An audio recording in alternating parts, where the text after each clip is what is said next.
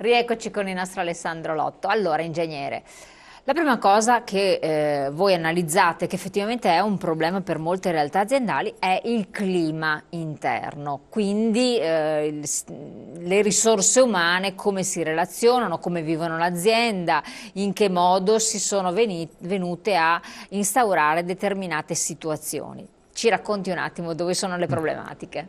Sì, allora diciamo che una cosa che molto spesso l'imprenditore pretende dalle proprie risorse umane è l'essere innovativi, l'essere efficaci, l'essere motivati. Ma in realtà per ottenere questo risultato servono applicare delle metodologie manageriali che devono essere... Quindi strategie, insomma. Strategie rivolte alle risorse umane, Certo. sì. Per esempio, molto spesso manca la condivisione di quella che è la visione dell'imprenditore. Manca l'intenzione dell'imprenditore di condividerla con le persone. Sebbene sia una cosa sostanziale, perché se una persona si ritiene parte del sogno dell'imprenditore, ha mille motivi per essere innovativo, per cercare di essere creativo. Perché vede un obiettivo, lo fa per un obiettivo, Gli dà per un senso, qualcosa. dà un senso al suo sforzo. Senza un senso lo sforzo non viene fatto. Si fa quello che è necessario fare e poi si torna a casa. Quindi, prima regola, cercare di motivare le persone all'interno della struttura aziendale facendole vedere la visione, un obiettivo finale dell'azienda, insomma, legato a un periodo, al prodotto, a quello che l'azienda fa, il servizio, eccetera, incentivandole e rendendole partecipi del risultato che poi si andrà a conseguire, perché ogni pedina ha un ruolo fondamentale, senza la quale non si ottiene il risultato finale, giusto? Certamente. Questo in grande sintesi. Questo in grande sintesi, ma aggiungerei anche il fatto che il passo successivo, dopo aver condiviso, poniamo che l'imprenditore abbia questa visione iniziale da cui tutto è partito, dopo averla condivisa con le varie persone, si devono anche stringere quelli che sono chiamati contratti psicologici. Quindi non sono solo contratti, io ti retribuisco, te mi dai delle ore uomo, ma sono un tipo di contratto che avviene alla macchina del caffè, che avviene durante conversazioni informali, durante le quali ci sono delle aspettative. Si creano delle aspettative. Se te sei leale con me, io ti posso dare la sicurezza, la stabilità.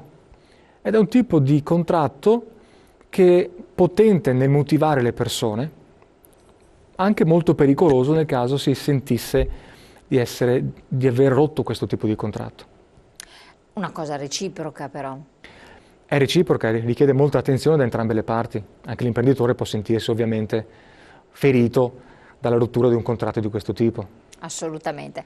Qual è lei che ha analizzato, ha studiato anche a Londra, tra l'altro, sta studiando tuttora Sì. a Londra, qual è il problema delle piccole e medie imprese del nostro territorio in quest'ambito, in questo primo ambito che stiamo analizzando? Secondo me si concede poco l'opportunità alle persone di testare nuove idee. Quindi si chiede, faccio una premessa, parlo molto di innovazione, di idee, di creatività, perché do per scontato, siamo tutti d'accordo, sia un elemento della ricetta per uscire dalla crisi su cui siamo tutti d'accordo. Quello che secondo me manca è dare la possibilità di sbagliare alle persone che ovviamente rivestono un certo ruolo nell'area tecnica, anche nell'area del marketing. Sbagliare, provare, riprendere l'errore e correggerlo. Quindi essere più snelli, più veloci nel tentare nuove vie per produrre prodotti migliori, vendere su mercati più adeguati al prodotto, avere campagne di marketing più efficaci, tutto ciò che dovrebbe rendere un'azienda più competitiva. Ecco, secondo lei, allocandolo un po' nel sistema della riforma che è stata attuata del lavoro, il mondo del lavoro e quello che si prospetta nell'immediato, per carità, anche per i giovani, il fatto di non avere una certezza del posto di lavoro, quindi avere questi contratti a termine, questo tipo di rapporti molto brevi nel tempo, nessuna certezza del domani, eccetera, può favorire una crescita dell'azienda o anzi ne va a danno della qualità del risultato finale?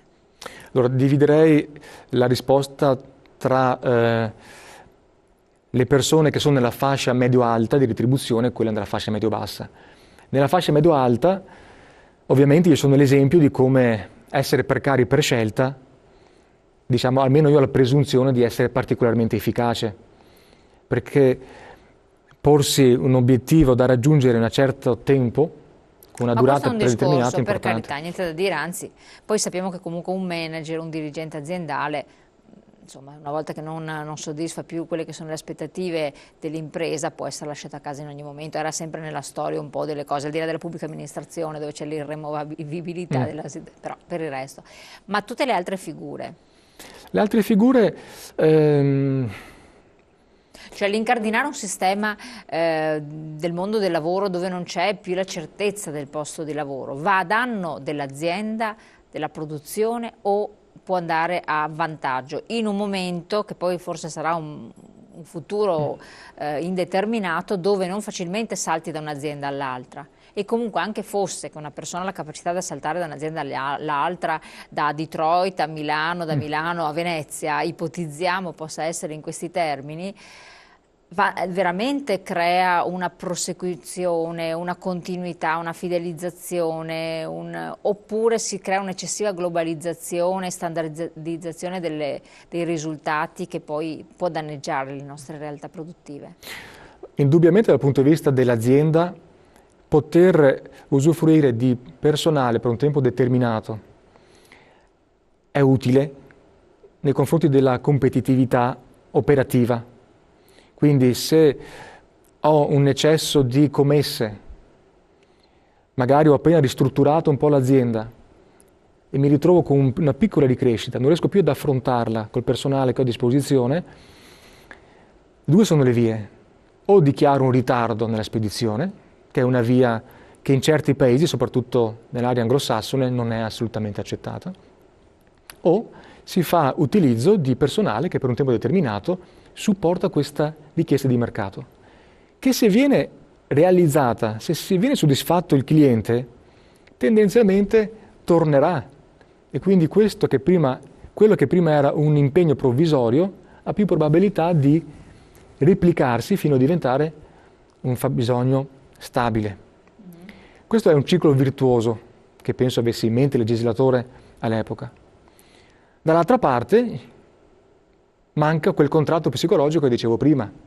È un puro contratto operativo. Io ho bisogno di ore uomo fino a questo tempo. Manca il contratto psicologico a questo punto. Manca. Ma quanto è importante il contratto psicologico? È molto importante quando si vuole essere competitivi non nel breve, ma nel medio e lungo. Che forse questo è l'obiettivo delle aziende, no? In questo momento il breve è un problema. È più grosso un problema più grande del medio e lungo. Non appena l'economia si stabilizza, ecco che di nuovo la visione del medio-lungo diventa possibile. Però l'economia si è già stabilizzata negli altri paesi, siamo da noi che non si stabilizza mai, ma se andiamo in altre realtà sono ben stabilizzate. Ci sono dei segnali di ripresa comunque. Nelle aziende dove lavoro si fa parecchio uso, per esempio, delle somministrazioni, che sono una sorta di indicatore del mercato del lavoro. E le assicuro che trovare del personale tecnico non è più facile come lo era 2 anni fa, quindi c'è sicuramente maggiore occupazione. Sono piccoli segnali, non sono temporanei. importantissimi. Infatti non ho piacere perché il resto del mondo si è stabilizzato, è già in crescita come economia decisamente, è l'Italia che sta arrancando, anche se ci vogliono far vedere che l'Italia è il centro del mondo, che così va tutto, ma dovunque, in qualsiasi paese del mondo, tutti sposti, c'è un boom di crescita economica rilevante, quindi questo è un dato di fatto, al di là dell'Italia, alcuni paesi d'Europa, eccetera, che arrancano notevolmente. Abbiamo visto l'aspetto umano, andiamo ad vedere gli altri pilastri, quali sono? Il secondo pilastro ovviamente sono gli aspetti finanziari, quindi l'avere particolare cura e attenzione a quelli che sono i flussi di cassa e bilanciarli con quelli che sono gli elementi economici delle aziende. E questa è un'ansia per molti. E questa sia una cosa che non si era così abituati a gestire in modo attentissimo un tempo, ora invece è una capacità che bisogna avere necessariamente. E qui richiedono competenze, sono richieste competenze che vanno oltre l'ufficio amministrativo. Vanno oltre, certo, si tratta anche di essere convincenti, per esempio nei confronti delle banche.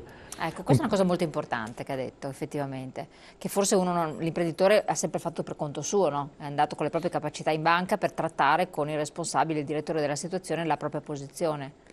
Un temporary manager aiuta. Quando una banca, capita spesso, nota che l'imprenditore è stato abbastanza accorto di avere incaricato un temporary manager per risolvere un problema, Molto spesso questo dà dei punti in più. Il tempo di manager è una garanzia, nei paesi anglosassoni è molto utilizzato ed è una garanzia di risultato, o perlomeno la probabilità di successo è molto più alta che in altre vie, perché è una persona che mette tutta se stessa in quel momento, mette faccia, intelletto, competenze, studi, tutto in quel periodo di tempo determinato per quell'obiettivo. E le banche questo lo apprezzano. Quindi può essere anche una via per ottenere magari una dilazione di un finanziamento? Se c'è un business plan dietro ovviamente di positivo, c'è un progetto che il temporary manager sta implementando positivo e credibile, sì, c'è anche una terminologia spesso più adeguata per discutere di questi concetti con gli enti finanziatori. Poi vedo clima aziendale per eccellere, questo l'abbiamo analizzato, tempi di consegna rapidi di prodotti personalizzati, qui mi sta aggiungendo altri elementi, e marginalità stabile. Noi abbiamo visto quindi la situazione, diciamo così, finanziaria dell'azienda, questo è molto importante. Perché mette anche tempi di consegna e marginalità stabile? È il terzo pilastro, non è in ordine di importanza, tutti e quattro servono. Il terzo è la soddisfazione del cliente. Che ci dovrebbe essere sempre. Ci dovrebbe essere, se non c'è non succede nulla di tutto il resto. E il cliente è soddisfatto se consegni nei tempi che lui desidera, se gli consegni quello che lui desidera, nella forma che lui desidera. È sicuramente la persona che deve tirare tutti i processi aziendali. Tutto deve partire da quello che il cliente è disposto a pagare. E un prodotto in ritardo molto spesso non è disposto a pagarlo, perché gli serviva proprio in quel momento. Ora le dinamiche sono molto veloci e i tempi sono sostanziali. I tempi poi agganciano il quarto pilastro, che sono i processi. Avere i processi organizzativi, gestionali, in ordine, per saper controllare il risultato della tua azienda, che è un prodotto o un servizio consegnato nei modi e nei tempi giusti. Ce ne sono altri di pilastri fondamentali? Diciamo che questi sono i quattro fondamentali, sono già abbastanza per poter lavorare. Ma io chiedo se, probabilmente perché lavorando in un settore di un certo tipo mi appare in tutta l'evidenza, che invece è una lacuna un po' per molte realtà produttive, è la comunicazione.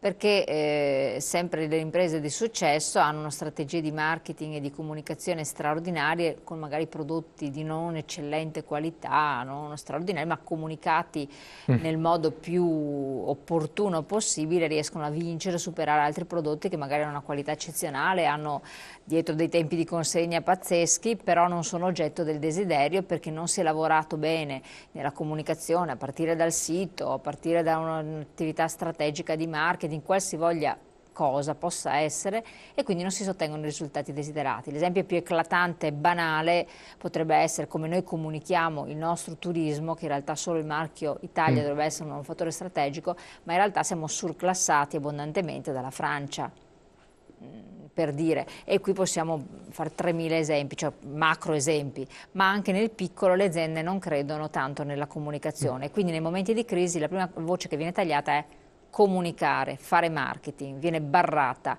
e di conseguenza chi invece ci crede, sono multinazionali, sono le aziende in genere all'estero, ci credono tantissimo, in Oriente stanno puntando molto su questi aspetti, risultano vincenti. Perché questo non è considerato un pilastro nel nostro modo di concepire?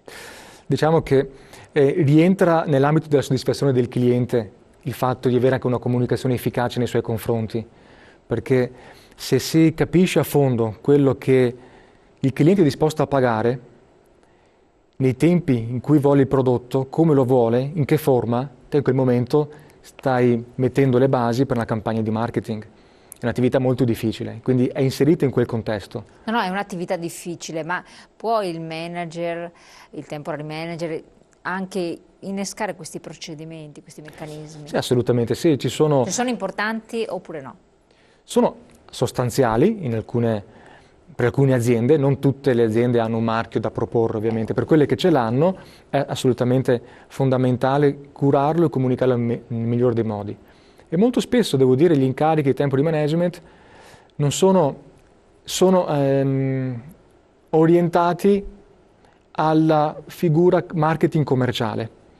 Quindi c'è stato un aumento di richieste, a dire il vero, di incarichi, proprio per sviluppare i mercati con campagne di marketing attente, più evolute diciamo di quelle a cui l'azienda si era abituata fino a quel momento, e per questo chiama una competenza manageriale esterna superiore rispetto a quella a cui è abituato, a implementarlo, molto spesso un intervento di 6 mesi, 9 mesi, il tempo necessario per farla partire, spiegare, mostrare, ispirare le persone che poi rimarranno in azienda a come poi questo piano deve essere implementato e sviluppato ulteriormente.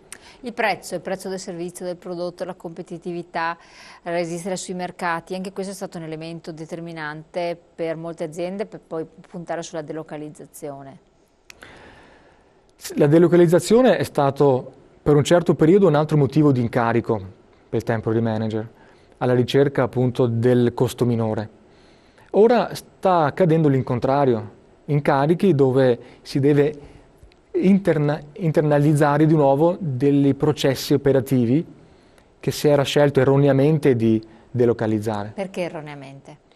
Perché sempre di più il cliente vuole il prodotto su misura e avere uno stabile unità produttiva a cui chiedere di cambiare prodotto ogni settimana, se non ogni giorno, non è possibile. Deve avere un controllo dei processi attentissimo per poter essere flessibile nell'offrire la gamma di prodotti che il cliente veramente vuole. E quindi i vantaggi nel curare il processo produttivo nei minimi dettagli, avendolo in casa, supera il vantaggio economico di avere un costo orario minore in un paese dove però non hai il controllo. Però magari lo stesso lavoro può essere fatto da altre realtà che invece hanno una tassazione diversa e quindi hanno già l'allocazione in un paese strategico. Se il processo produttivo è il processo core dell'azienda, tendenzialmente, almeno la parte a valore aggiunto importante, la tendenza è quella di averla vicino a dove ha sede l'area tecnica, dove ha sede la ricerca e sviluppo, addirittura dove ha sede anche il marketing, perché è importante che anche chi fa il marketing possa toccare con mano il prodotto, che se non lo vede non sa neanche cosa il cliente avrà in mano quando gli verrà consegnato. È la fisicità stessa che a volte aiuta nell'avere delle idee, sia di marketing che di prodotto. Quindi può essere un errore farsi cogliere dalle difficoltà del momento nel paese, in Italia, e portare l'azienda all'estero? O può essere invece una strategia vincente se si scelgono realtà vicine, abbastanza raggiungibili? Penso che a volte non c'è altro modo che tentare. Molti hanno provato di andare all'estero, nei paesi dell'est, alcuni di questi hanno trovato un prodotto tale per cui l'operazione è stata di successo, quindi un'azienda che magari sarebbe andata in crisi è riuscita a rimanere a galla grazie al risparmio che questa delocalizzazione ha consentito. Altri invece la cosa non può essere così fortunata. Quello che suggerisco è di il prima possibile fare dei test, delocalizzare piccole unità produttive, vedere come funziona, se c'è sinergia. Se la cosa funzionasse e l'azienda cresce, c'è maggior lavoro per tutti, sia per le persone che lavorano nelle unità delocalizzate che quelle in Italia. L'importante è che funzioni, ma per capire se funziona bisogna provare. Quindi non mi sento di dire è sbagliato, giusta, per il semplice fatto che si sposta un'unità produttiva all'estero. Certo. Se poi il risultato finale è che tutti si cresce. Perfetto. Andiamo ad affrontare altre dinamiche molto frequenti nelle nostre imprese, il passaggio generazionale a cui abbiamo accennato, subito dopo la pubblicità, tra poco.